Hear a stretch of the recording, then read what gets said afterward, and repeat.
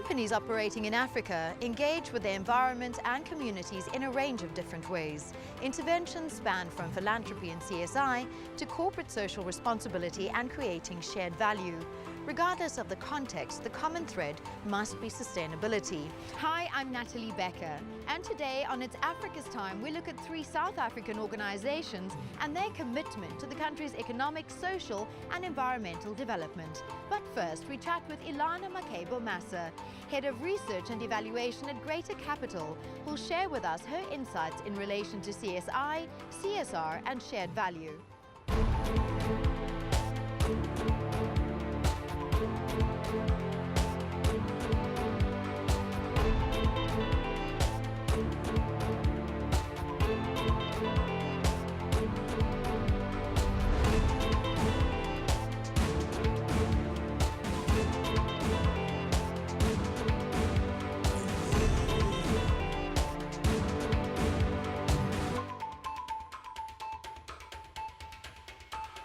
Greater Capital is a social investment consultancy. We provide advice that helps corporates develop and contribute to socioeconomic development in the country. Shared value is a new trend.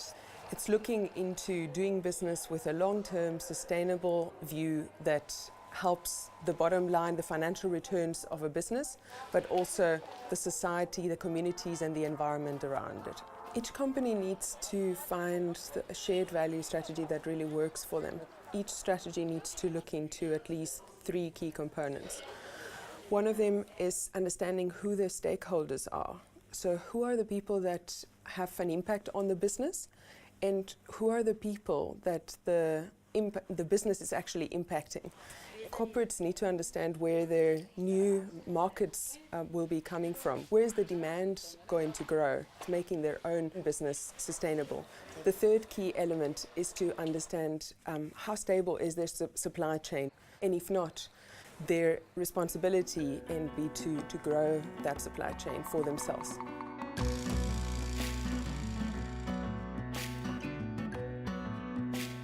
In 2009, we were approached by Tracy Gilmore and Tracy Chambers, who are now founders of the Clothing Bank.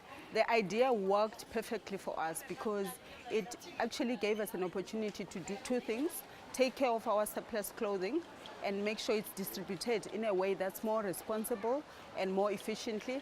But at the same time, it gave us an opportunity to empower a whole lot of women who would never have got the opportunity to be empowered as they are now. The 2 Tracies developed a holistic methodology and have achieved significant success in training unemployed mothers to run small retail trading businesses. One of the key tools that we use at the Clothing Bank is obviously recruitment. We need to recruit the right candidate, and we're looking for people that are self-motivated with a very strong work ethic.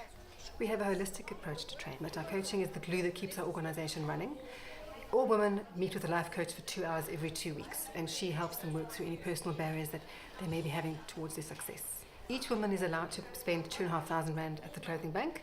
They don't have 2,000 Rand in their back pocket, so we lend them 500 Rand to get started, and they go out into the communities, sell that clothing, and come back with a profit and buy more clothes. We suggest that the women mark their clothing up by 2.5 times what they purchase it for.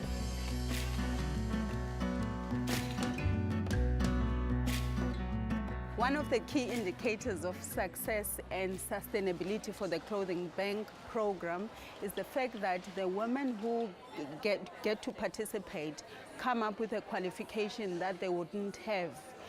For example, the program ensures that their skills translate to an NQF level 4 qualification, which is an equivalent of a matric. It means even if we're not involved with those women in the few years to come, they will have a skill where they can actually get jobs or do some other meaningful things about their lives.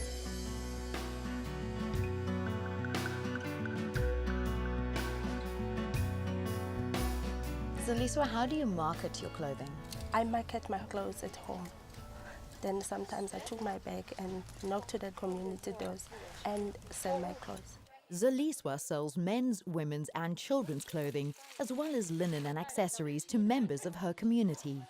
This year, 101 women like her earned an estimated 3.1 million Rand in their collective business, which they invested towards their families' living conditions and education.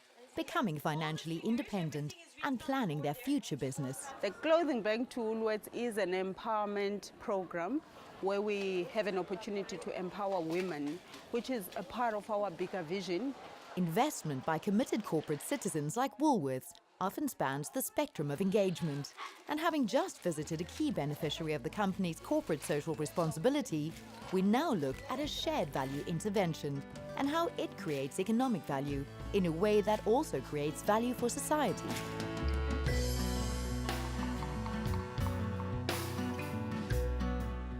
The farming community worldwide and final food retail customers are immensely aware today of the importance of good practices in agriculture. For example, we know that excessive use of pesticides can impoverish agricultural soil and can eventually lead to certain pests being more resistant. With their Farming for the Future initiative, Woolworths encourage and monitor sustainable farming techniques at the farms, which supply fresh produce to their stores.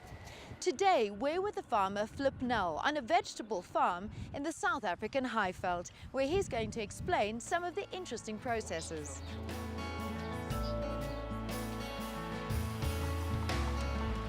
Tell me, who sets the standards of practice for the farmers who partake in farming for the future? The first one obviously will be the farmer, and who has to have the expertise and the know-how in order to do it in practice. Secondly, there is an international certification which we call Global GAP. The GAP stands for Good Agricultural Practices. And then the third was introduced by Woolworths, or what we call Farming for the Future. And that is a set of standards to which all your agricultural practices will have to comply. In that Woolworths has outsourced the auditing function to a private company of experts. They visit the farms annually, and then they monitor all the aspects, different aspects of farming for the future, to see whether a farm is complying to all the requirements.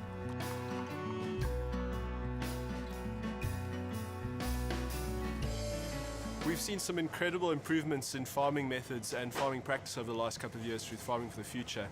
Big reductions in pesticides, chemicals, fertilizers, big increases in compost use, and the promotion of water management, which in a water-scarce country like South Africa is a really big contribution.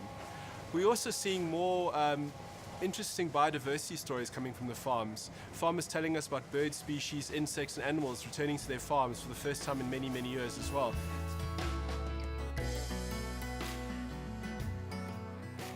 The advantage of having your own nursery, that you can make sure that you comply to all the demands and the requirements that's going with Farming for the Future.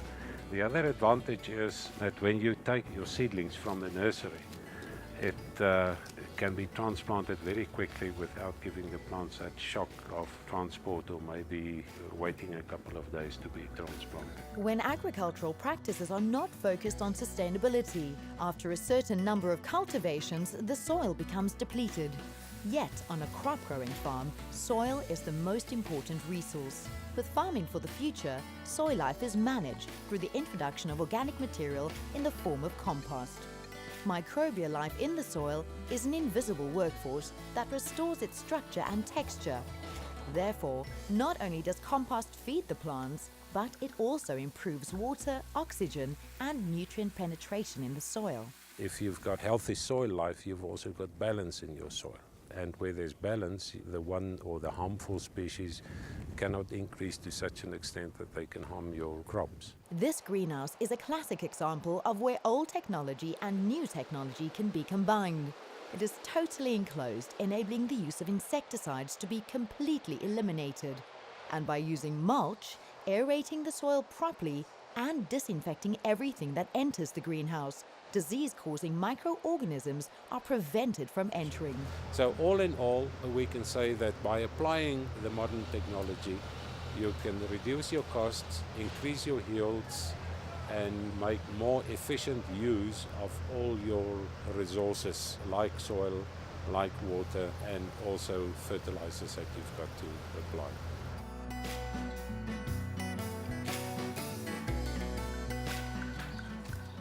and then the next big step for us is really to take the model and adapt it to the dairy supply industry. After that, hopefully the next thing is to actually look at meat production and see which principles are applicable for that industry as well. Farming for the future is part of Woolworth's good business journey towards creating shared value for the triple bottom line of people, planet and profit.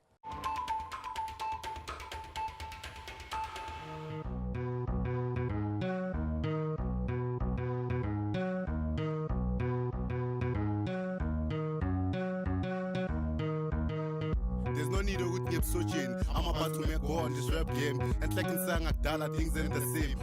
PPC is the leading supplier of cement in southern Africa. The company's commitment to corporate social investment emphasizes skills development and job creation in the context of high national unemployment. It's Africa's Time visits Time for Change in Johannesburg and the Field Band Foundation in Kimberley to look at the holistic impact of this investment. Time for Change has various income-generating projects, including a micro-bakery, handicrafts, and most recently, a sewing project, all aimed at helping adults and children who are living on the streets. There are over 30 full-time members working in the cooperative now, and today we chat with Barbara Hill, founder of the project, Francie Shaniwa, and Siyabonga, a remarkable young man who's overcome tremendous challenges and is an inspiration to all who meet him. Most of the people that we are having here are brought here by police, and some are brought by the other NGOs.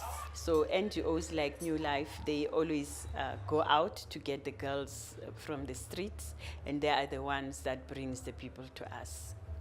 PPC identified this project as far back as 2004. We wanted to look at a project where we actually empower people and it's got a lasting effect. Social issues are a business, and in a business you invest to make money. In this, we invest in people to change lives. This place is a buzzing of skills development. We started with a bakery, but we have found that the bakery has become a cash cow, and using that funds, we've gone into sewing. The whole idea is to have this place as a manufacturing center, employing and run by people who have been marginalized before, people who have lived in the streets, people who have been abused, people who have grown up as orphans. PPC invests in equipment for these income-generating and skills development projects, with Francie Shaniwa also providing business strategy mentorship. The sewing business' main products are uniforms, protective clothing and hospital linen for public and private institutions in different southern African countries. Keep asking yourself why you fit ganj. Ask your chick cause we have a show visa. I'm still hiding her like I'm doing to this beat. Will it have an addiction? What inspired me to start rapping is my past, my present and my future, and everything that I see around me. Siyabonga stands out because he's not just academically gifted. He's also an artist. He's a child who has conquered all the disadvantages that he has faced and is standing up. Well, my personal journey was difficult, was hard. I've been through a lot in my life. At TFC, I've learned a lot to communicating skills, to work with people, and to do different things. When he arrived, Siyabonga trained in virtually all the skills that the centre had to offer, and he studied hard at the school where Time for Change enrolled him. As a result, he's now studying engineering at the prestigious Wits University in Johannesburg. Well, at Wits, I'm studying mechanical engineering. It's my third year. I hope one day I'll own my own charity organization working with disadvantaged people and abused women and children. My dreams for the future of Time for Change is to have these children running this shelter one day, when I'm no longer around, because I've seen it has helped so many and it has changed so many lives. 2 decades ago, no one had faith in the city of Johannesburg, but what happened next was one of the world's most fascinating experiments in urban renewal. Fortunately, Johannesburg is quietly winning back its inner city core. The future also seems brighter by those ignored by urban development, if NGOs like this one can get all the support they need to give them something to build upon. Time for Change is the provider of outfits for the Kimberley Field Band, another organisation supported by PPC with funding. So let's meet next in Kimberley, in the Northern Cape Province, and listen to their beat. Percussion. 1, 2, 3, and. Come on, ready? And 1, 2, 1, 2, 3, and. The Field Band Foundation has bands across South Africa, 4 of which are proudly sponsored by PPC. The Kimberley Band has been coordinated by Peter Papi Aaron since 2005. Peter's passion for the band, along with their hard work, have earned them first place in the National Field Band Championships for 4 consecutive years. The foundation tutors 3 groups in Kimberley's townships, which all rehearse for 4 hours a week. It's Africa's Time was invited to one of these rehearsals in preparation of their performance at the regional festival.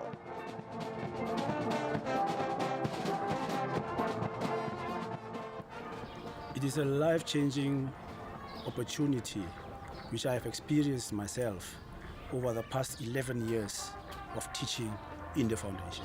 I started playing the trumpet and I participated more even on an exchange program in Norway, and it is when I came back I even plowed back into the community.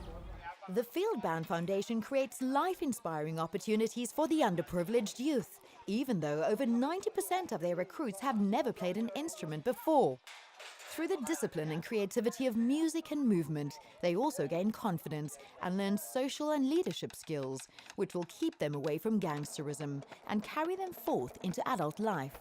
The band members are between 10 and 21 years old, and according to their likes, their natural skills and the needs of the band, they're assigned to one of its 4 sections: brass, marching, percussion, steel drums or dance. The main projects within the Field Band Foundation, we have the FBA, which is called the Field Band Foundation Academy, whereby we send all our senior tutors to be furthermore trained at the academy, and to also work more on life skills and teaching programs so that they must be able to work better within the foundation. The HIV program is where we have all our learners into voluntary counseling and testing so that they must be able to prevent themselves from getting either infected by the virus. Children in Distress program is a program whereby we look at our members' specific needs.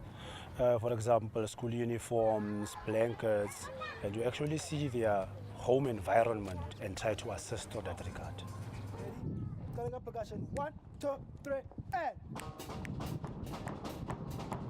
Now, listen to the big band coming together, saying one band, one sound, and lots of movement. 1, 2, 3, and.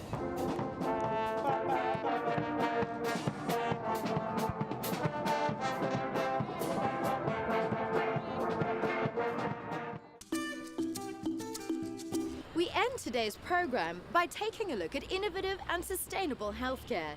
First, we witnessed the Best Care Always campaign being implemented at Mediclinic Vergeleken.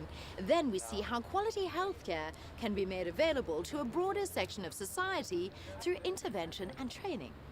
We support the Department of Health's vision of greater access, affordable, quality healthcare as proposed by the National Health Insurance Scheme. This is in line with Mediclinic's commitment to a sustainable South African healthcare future. We believe that we have to focus on infrastructure and innovation. This is critical in this context, and therefore we will continue to invest significantly in capital projects, in new equipment in order to enhance our business.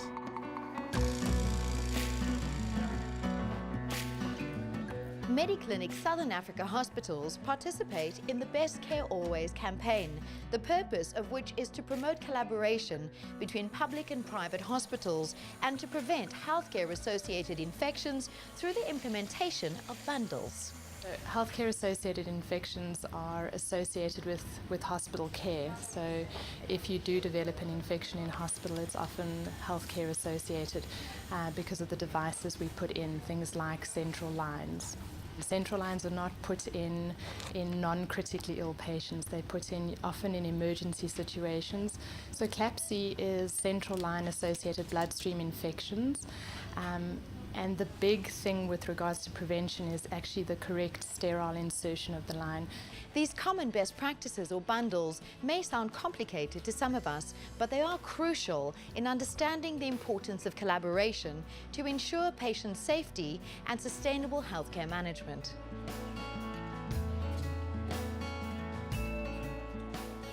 Public-private initiatives are a component of Mediclinic's overall approach to sustainable healthcare. This involves collaborating with government hospitals to provide much-needed surgical support in various disciplines. Through such partnerships, a broader section of South African society is able to access quality healthcare. The Kimberley Cataract Project is actually one of our largest CSI projects we've ever undertaken. We have realized that there's a huge backlog in terms of what the public sector can master, and as the private sector we felt we have to get involved, and so we're really very excited to partner with the public sector in this project. This R3 million project forms part of the first tier of the company's structured CSI strategy. An agreement was reached with the Department of Health to address the backlog of cataract operations which exists in the province. A team of private ophthalmologists, together with senior medical officers and anaesthetists from the Kimberley Hospital complex, operate on these patients on weekends when Mediclinic Kimberley has spare theatre capacity. To make the joint collaboration a success, the Kimberley Hospital also provides pharmaceuticals and transport for patients, some living up to 300 kilometers away. But cataract blindness in South Africa and most third world countries is our biggest cause of blindness, where we can help patients that don't have the funds. Makes a huge difference in their lives. Once a year there's the Right to Sight project and the Eye Care Awareness Week here in October, where everybody over the whole country tries to do as much surgery as possible. And a lot of emphasis put on the doctor, but the whole theatre team and all the other doctors involved add their share. We get the pupil here and then we get the lens, and this is where our problem lies. This lens becomes hazy over time as people get older and through some diseases like diabetes. What we basically do with this kind of operation, we make a small incision from the side, another second small incision, then the front membrane of the lens that's sitting here, we open up in a circular way. That is the optic part where the patient sees through, and that's the little legs that positions the lens nicely in place. Then the hard part of the lens we take out with this ultrasound or phacoemulsification machine. The soft part we take out with the same machine, just without any ultrasound, and then we put in a new foldable lens through the small opening that kicks out and goes to sit into place there. And then about 4 weeks after that, then we send the patients for their new glasses, which then gives them a broader spectrum of vision afterwards. I waited 6 years for the operation. It's not everybody that does things like this. It was really a blessing to have somebody come forward and see to us. Maar nou na die operasie toe kon ek al die werketjies self vir my doen.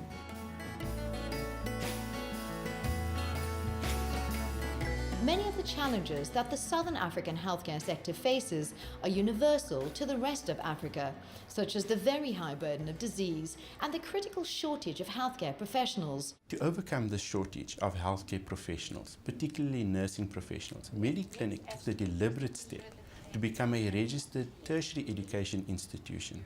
Today we have 6 learning centers, 2 satellite campuses, and we train more than 1,000 nurses on an annual basis.